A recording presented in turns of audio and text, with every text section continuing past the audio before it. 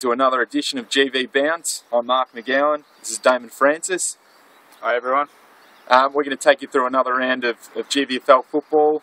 Obviously this weekend's the completion of the split round. First game we're going to work with is Tatura Seymour, the battle between the master and the apprentice, as you put it this morning. Yeah, absolutely. Bernie Habermoon and Steve Daniel going head to head. I think Steve Daniel's held sway for the last few meetings, Yep. But do you think Bernie's a chance of swapping that around this weekend? I think he is.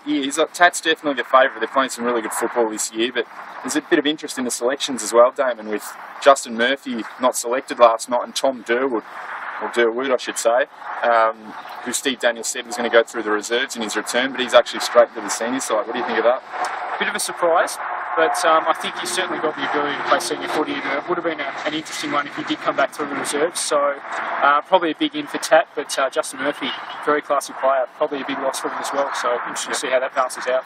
Yeah, and obviously match of the round this week is, I don't think there's much doubt in it, Rochester versus Mansfield. That's going to be a cracker of a game. Two sides are on top of the ladder, both undefeated, and Mansfield making the long trip out to Rochester.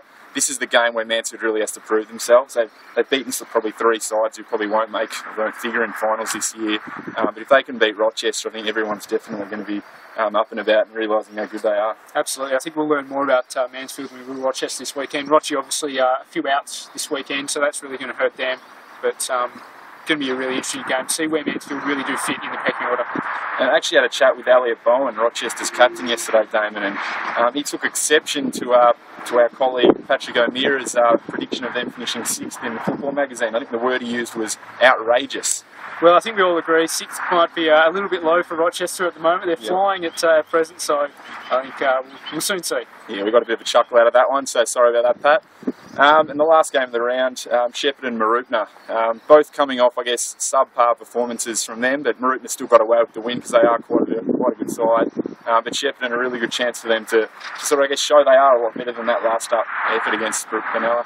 Yeah, absolutely. They were really disappointing. I caught that game, and look, the way they move the ball, it is susceptible to a lot of mistakes, but if they can improve that, I'm sure they're going to be much better for the run. And possibly missing kind of Betts and Leroy Boland, which will be a big blow for them. Their small forwards are really important to their forward structure, but hopefully they can put in an improved performance and really give Mooroopna a good run. Yeah, I really can't see them kicking a winning score against Mooroopna, and the Cats really need to win this one because that's to really show that they're a premiership contender.